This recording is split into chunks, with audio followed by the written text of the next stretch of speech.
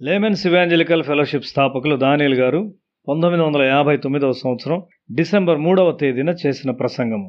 యెషయా గ్రంథము 52వ అధ్యాయము 7-8 వచనాలు.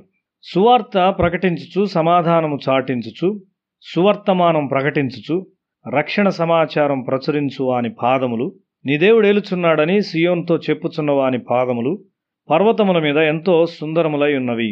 ఆలకించుము, నీ కావలివారు పలుకుచున్నారు, కూడుకొని బిగ్గరగా పాడుచున్నారు. యెహోవా సియోన్ను మరల రప్పించగా వారు కన్నులారా చూచున్నారు.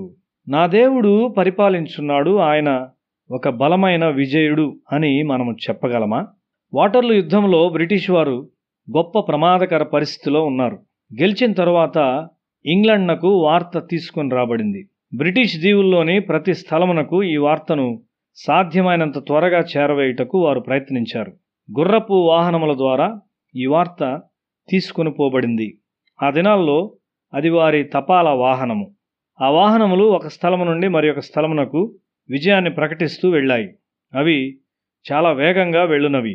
వాహనములను లాగు గుర్రములు అలసట చెందిన ప్రతిసారి వేరే గుర్రములను వాడుచు ఆ విజయమును గూర్చిన వార్త ప్రతి ఆంగ్లేయుడు ఆనందించగలుగు రీతిగా త్వరితముగా ప్రచురము చేసిరి. యుద్ధములో జయమును ప్రకటించిన తరువాత శత్రువును గూర్చిన భయము లేక సందేహములతో ఉండవలసిన అవసరము లేదు. అది అందరి విజయము, దానిలో అందరికీ భాగమున్నది. అది నిజముగా మంచి వార్త. ఇతరులకిచ్చుటకు నీవు సువార్తను కలిగి ఉన్నావా?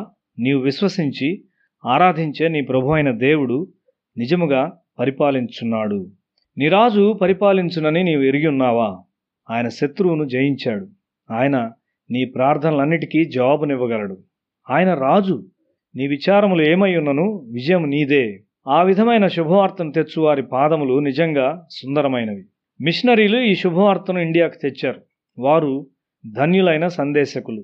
వారు కేవలము విజయాన్ని గూర్చిన వార్తను తీసుకుని రాలేదు, వారు ప్రకటించిన విజయాన్ని వారు తెచ్చారు. నీవు ఈ శుభవార్తను ఇతరులకు తీసుకుని వెళ్తావా, లేక ఓటమిలో జీవిస్తూ ఉంటావా? ప్రతి నిజమైన సువార్తికుడు తన అడుగు జాడలను విడిచిపెట్టుచూ ఉంటాడు. నీవు అటువంటి జయకరమైన హృదయాన్ని కలిగి ఉన్నావా? అలాగైతే నీవును నీ అడుగు జాడలను విడిచిపెడతావు. చైనాలో పాస్టర్ షీ గారిని ఆ ప్రాంతపు మున్సిపల్ అధ్యక్షునిగా ఉండమని కోరారు. ఆయన దాన్ని అంగీకరించినట్లయితే ఆయన వారికి చెప్పిన దాన్నంతటినీ చేయుదుమని వారు సమ్మతించారు. పాస్టర్ షీ ఆ బాధ్యతను అంగీకరించాడు. ఆయన చేసిన మంచి పనులు వాడుకలోనికి వచ్చాయి. ఆయన వారి ఆలయములన్నింటినీ మూసివేయమని చెప్పాడు. వారు అలాగే మూసేశారు. ఆయన తన అడుగు జాడలను విడిచి వెళ్ళాడు. అబ్రహాము తన అడుగు జాడలను విడిచి వెళ్ళాడు.